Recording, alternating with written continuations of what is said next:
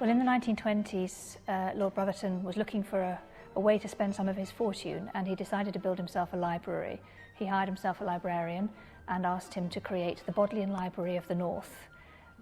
Also around that time, he gave a lot of money to build the Brotherton Library at the University of Leeds, and on his death, he left his book collection and an endowment fund to the university, which allows us to buy to this day to add to his collection. Within Special Collections, we've just finished digitising the first folio. We've put that online. It's a wonderful opportunity just to turn the pages. It provides us with that first recording of those plays, which we still, go to see today. It really is hugely rewarding. Books like this are iconic. They're really special. People's reactions to them are quite extreme. We have people often breaking into tears at being in the presence of books like this, or this particular book.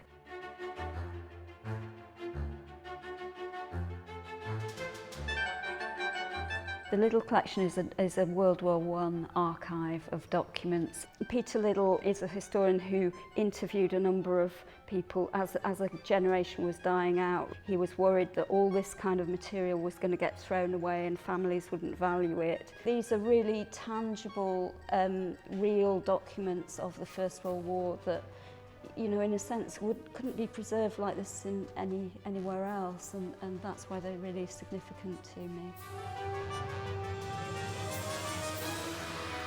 So Trevor Jones is a really interesting composer to study because of the range of projects he's worked on, and Leeds actually has the original archives for many of his all his films, all the 90 film and television projects he's worked on. Our group is using the collection of materials to create a range of public events, educational materials. We're co-authoring a book, writing several articles and conference papers, and we're hoping that the digital repository will have long-term value for future film music scholars and also students. PhD students like myself. The idea of the digital changes the notion of the archive because it makes it more accessible. It makes the archive something that isn't an elitist or a private space or a closed space. It's something that every citizen, every member of the public, every member of the academic community can engage with.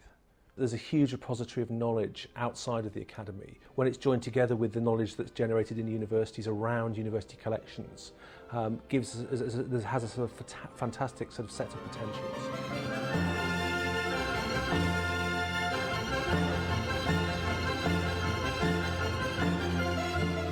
And it's also wonderful to watch people making use of them, making discoveries, and really getting to grips with enhancing their researches or teaching.